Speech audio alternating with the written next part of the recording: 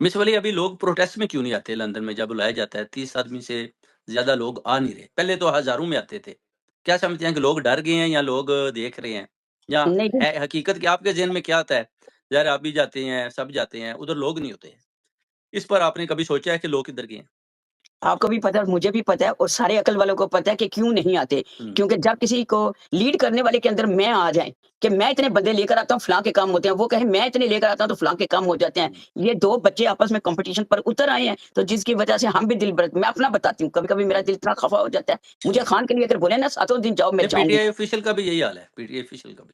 वो भी बस वो भी यही रात को देखनी है। रोना रो रहे थे मेरे को हुँ। फ़ोन करके कि शाह साहब आदमी नहीं आते। मैंने कहा जी ये तो फिर आपको पता होना आदमी चाहिए कि इसलिए नहीं पीटीआई आते, ऑफ़िशियल पिछले साल 14 अगस्त को इन्होंने एक पार्टी रखी थी, मैं भी उसके अंदर थी, बहुत सारे लोग थे, हमारे यहाँ के काउंसलर भी थे।